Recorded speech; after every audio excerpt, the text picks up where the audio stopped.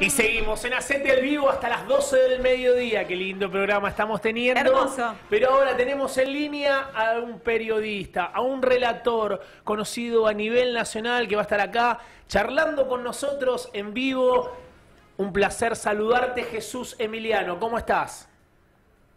Hola, un gusto saludarlos. ¿Cómo están? Qué placer. ¿Cómo andan? ¿Cómo les va? Excelente. Acá, Jesús, vos sabés que para comenzar la nota te quiero decir algo. O sea, si vos no hubieses sido relator, seguramente con ese nombre hubiese sido un actor mexicano de telenovelas, ¿eh? Bueno, lo soy. Lo que pasa es que lo soy en mis horas libres. Cuando no tengo que relatar partidos, voy por ese lado, obviamente. Aunque ahí me conocen más como el Charro Jesús. Vamos todavía. Pero hay una linda historia de por qué Jesús Emiliano. A ver, es el nombre, es mi nombre invertido. Yo tengo un apellido no tan radial, entonces en un momento era muy joven, llegué a la ciudad, quería laburar. Quien era el productor comercial, artístico de la transmisión en aquellos tiempos, me dijo, mira, con ese apellido no va, ¿qué hacemos? Y yo me olvidé de decir que el apellido de mi vieja era un poco más radial, y me preguntó, pero vos te llamas Emiliano, ¿tenés segundo nombre? Digo, sí, Jesús. Y si lo cambiamos, yo quería laburar, así que ahí acepté y fui por ese lado. Y tan mal no fue el cambio, Jesús. Che, es un gusto que esté acá charlando con nosotros. Y para arrancar la nota, preguntarte por tu infancia. Sos de Bombal, de un pueblo acá cerca. ¿Cómo fue?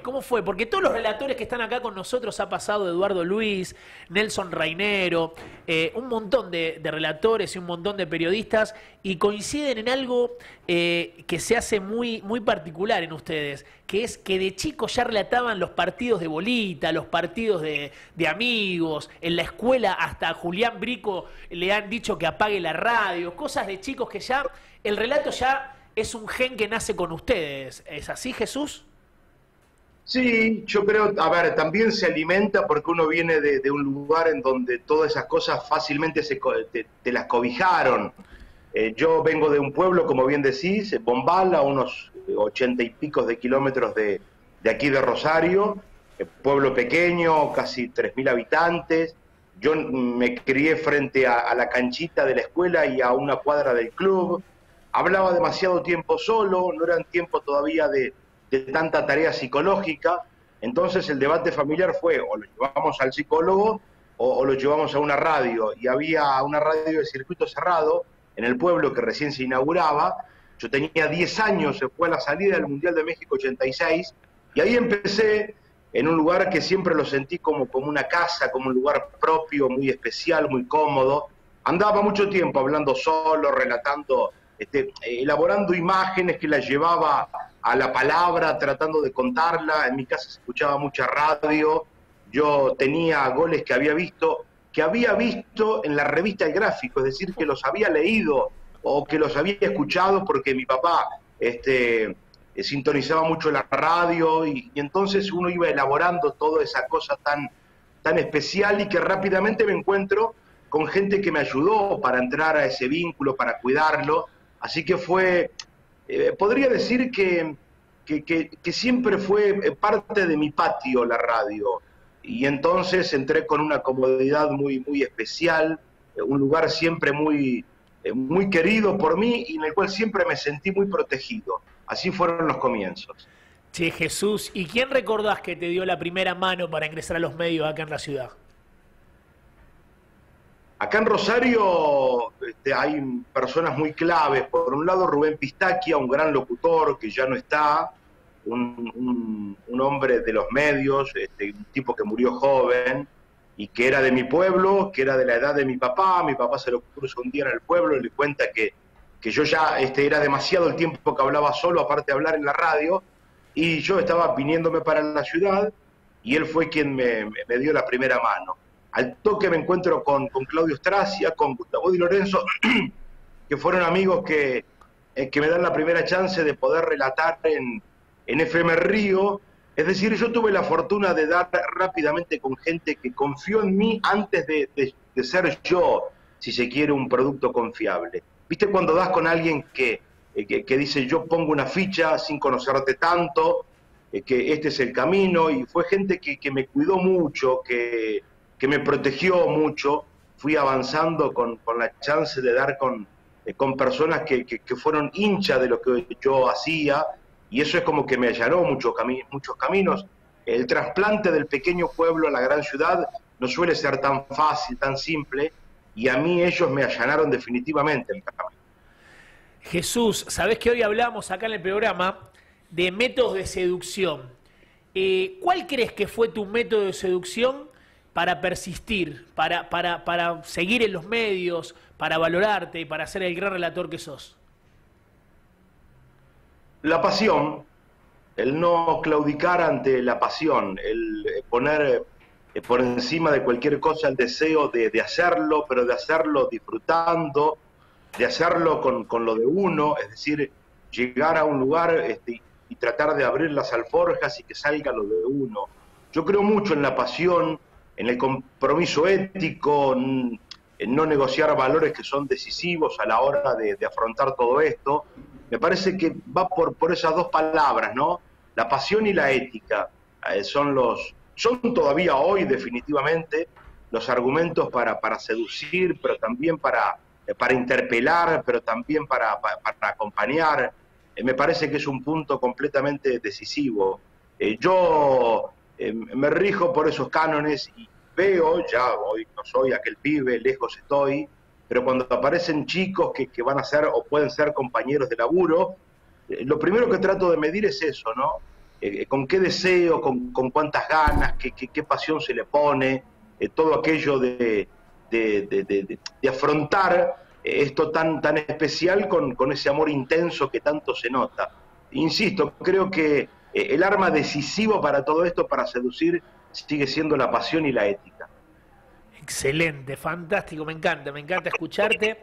¿Y el fútbol, cómo lo ves el fútbol hoy? El fútbol nuestro, digamos, el fútbol argentino, el fútbol que vos relatás. Mira, hoy estrictamente el campeonato que estamos relatando es un campeonato modestísimo.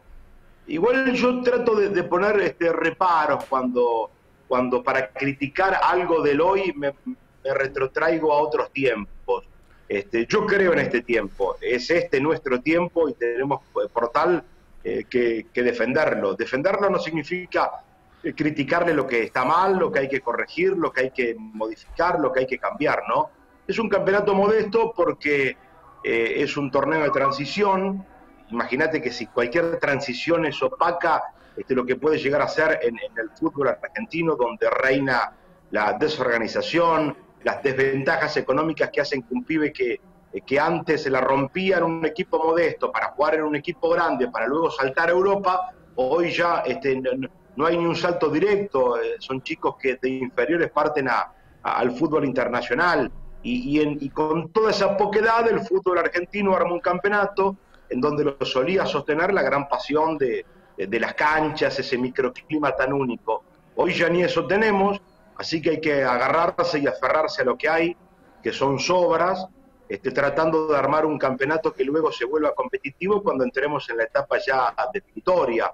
El fútbol argentino tiene esa mezcla muy especial de la pasión con el morbo, con la locura, con esta obligación de que tienen todos de ganar, sabiendo que no todos pueden ganar. En esa rara mezcla va el fútbol nacional y allí estamos para contarlo. Jesús, y a los jugadores también, en cierta forma, se les hace raro jugar sin público, sin esa adrenalina que es salir a la cancha y ver a miles de personas alentando por tu equipo, o viceversa. ¿A un relator también le es distinto el hecho de relatar sin público? ¿Le es más difícil, le es más fácil por el sonido, le es más difícil, le es más fácil por la pasión? ¿Cómo es para el relator relatar sin público? A ver, de un tiempo a esta parte se hace mucho off-view en la radio, ¿no? De hecho, si te toca hacer un mundial, el 85% de los partidos lo haces encerrado en un estudio, con ambiente de la cancha y te va armando un clima. Entonces uno ya tiene una cierta dinámica o ejercicio para hacerlo encerrado. Si bien acá hay partidos que uno va a la cancha sin público y otros estás encerrado en un estudio, hay un clima que lo tenés que elaborar, lo tenés que hacer propio. Es obvio que es mucho más fácil meter un grito de gol con 50.000 personas que el grito de O te acompaña, te lleva la pasión, si bien estás contando algo que lo tenés que contar igual, hay toda un... hay todo un armado de clima que te lleva, que te mejora, que te toma de la solapa y te lleva a lugares de mayor creatividad, porque juega la pasión, porque el canto de las tribunas acompaña y motiva, eleva, toca una fibra íntima de la esencia de la pasión futbolera. Eso hoy no está, y uno tiene que tratar de que prevalezca el gran espectáculo de la radio, es decir, yo no puedo quedarme 90 minutos lamentándome de que me falta algo para hacer de ese espectáculo algo completamente anodino. Uno se agarra de otras cosas para que la radio imponga todavía su clima tan especial. El fútbol por la radio tiene todavía su impronta tan única, y desde ese lugar vamos, sabiendo que nos faltan cosas, sabiendo que estamos en una cierta desventaja, pero tratando de allanar caminos para que el espectáculo de la radio juegue su partido aparte con el propio partido. Jesús, ¿y el relator modelo tuyo, quién fue o quién es? Víctor Hugo. Yo de muy pibe, en mi casa escuchaban a Muñoz, y yo recuerdo a mi mamá decirme, ese hombre que está allí es uruguayo, estaba haciendo el programa El Espejo, hacía 3 años que había venido a la Argentina, y dice, ese hombre relata fútbol, estoy recién levantado, perdón. No, vas a... Ese hombre que estamos viendo hace lo que tu papá escucha en otra radio, relata fútbol.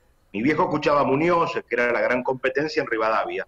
Así que rápido nos pasamos con mi papá a Radio Mitre en aquel momento. Víctor Hugo cambió todo. El estilo del relato radial en la Argentina o en el Río de la Plata y en buena parte de lo hispanoparlante lo cambió Víctor Hugo.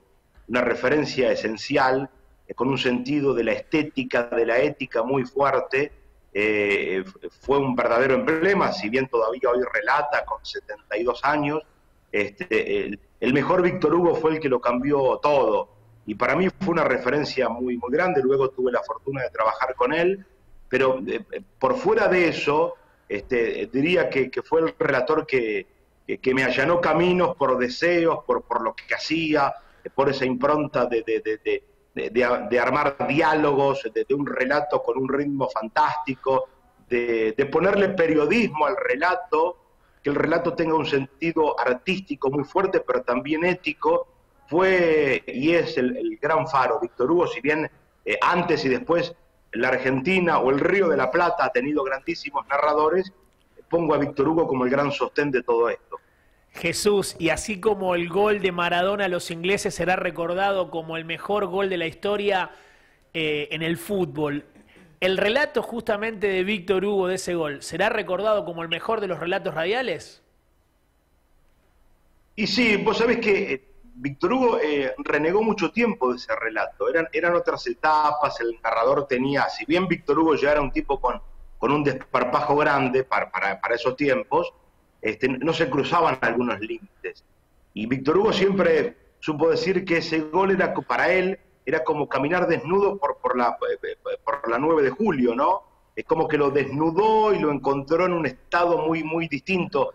Con el tiempo aprendió a quererlo porque ya el público lo amaba a ese gol, y que, bueno, Diego dijo, ¿no?, que a ese gol lo único que le faltaba era un relato como el de Víctor Hugo. Sin dudas que, es más, ya ese gol va con el relato. Fíjate que sí, es claro. muy difícil que vos veas el gol y paradójicamente, compañeros, les digo esto, Víctor Hugo hizo ese mundial para Radio Argentina. Él había dejado Mitre, fue una radio que en aquel momento tenía poca audiencia. Es más, Víctor Hugo se va a Radio Argentina porque el dueño de Radio Argentina había comprado la radio y había comprado los derechos para hacer el mundial, que se lo había sacado a Muñoz. Víctor Hugo firma un contrato con Radio Argentina y le exige a Ricardo Gangueme que, entre tantas cosas, que sí o sí le venda los derechos a Muñoz. Él planteaba que él no podía ir solo a México 86 sin que el oyente argentino tenga la posibilidad de escuchar a un relator tan querido por ellos como era José María Muñoz, que era su gran competencia. Él dijo, sería una competencia completamente desleal.